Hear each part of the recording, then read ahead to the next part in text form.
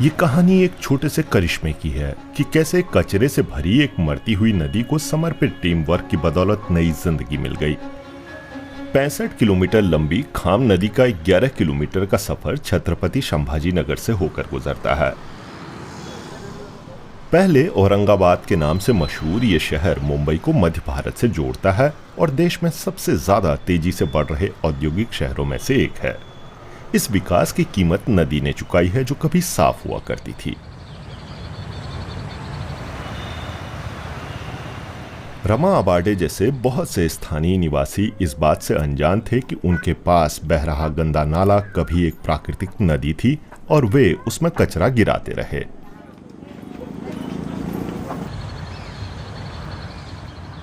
पहले नदी तो जैसा पुल भी नहीं था, सब लोग संडास बाथरूम भी नहीं थे इधर किसके तरफ, सब समझो लैटरिंग वो करने को इधर ही आते थे।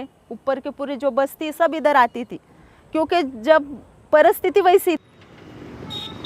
घरेलू कचरे के अलावा बड़ी मात्रा में औद्योगिक कचरा भी नदी में गिराया जा रहा था। वैरक इंजीनियरिंग नाम की एक लोकल कंपनी ये स्थिति बदलना चाहती थी। 2017 में उसने कॉरपोरेट सोशल रिस्पॉन्सिबिलिटी के तहत नदी की सफाई शुरू कर दी।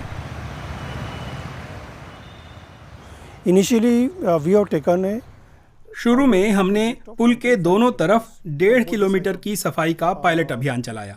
शुरू में सिर्फ फेंका हुआ कचरा साफ किया जाता था। हमने इस जगह से 1000 ट्रक कचरा निकाला है।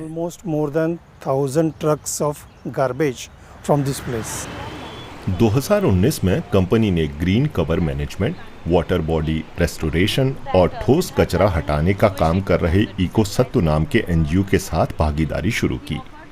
इको सत्तू ने ड्रोन कैमरों की मदद से शहर से गुजरने वाली नदी के 11.5 किलोमीटर हिस्से की बेसलाइन स्टडी से शुरुआत की। नदी के उन किनारों की पहचान की गई जिन पर असर नहीं पड़ा था क्योंकि उन्हें तत्काल रिस्टोर किया जा सकता था, इसीलिए एनजीओ ने यहीं पर काम शुरू किया। ये रिवर फ्रंट अब एक इको पार्क में तब्दील हो चुका है जिसमें एक एम्फी थिएटर और खेलने की जगह भी है। दूसरा महत्वपूर्ण उपाय सीवेज की सफाई था। एनजीओ ने पाया कि 250 जगहें ऐसी थी जहां से शहर का कचरा सीधे नदी में गिरता था। उसके लिए पाइपों की मरम्मत की गई और भूमिगत सीवेज प्रणाली के गायब कनेक्शन को दोबारा बनाया गया। आपले छत्रपती संभाजीनगर स्वच्छ व सुंदर ठेवण्यासाठी आपल्या महानगरपालिकेला सहकार्य करा। कचरे को अलग करना और जागरूकता बढ़ाना नदी की सफाई में मुख्य कारक हैं। करीब 280 सफाई कर्मचारियों की टीम रोजाना घर घर जाकर कचरा जमा करती है। शहर का 80% कचरा अब अलग किया जाता है और खाम नदी में कचरा गिराने पर 5000 रुपए का जुर्माना लगता है। शहर के बाहर सफाई के काम में घुसपैठिया प्रजाति के पौधों को हटाना भी शामिल है, जिनके चलते देसी प्रजातियां लौट रही हैं और जानवर भी। खाम नदी के सुधार के 5 साल के प्रोजेक्ट की लागत 15 करोड़ रुपए है।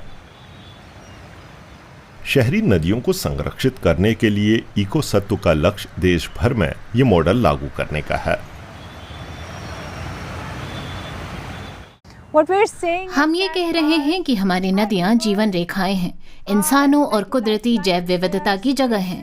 और हाँ, हम अब तक उनकी उपेक्षा करते आए हैं, लेकिन अब हमारे सामने वाकई एक मौका है कि उन्हें उनकी कुदरती स्थिति में ले आएं। इस दिशा में काफी प्रगति यूं तो हो ही चुकी है, लेकिन काफी सारा काम अभी बाकी है, जैसे कि पानी की गुणवत्ता की समग्र निगरानी।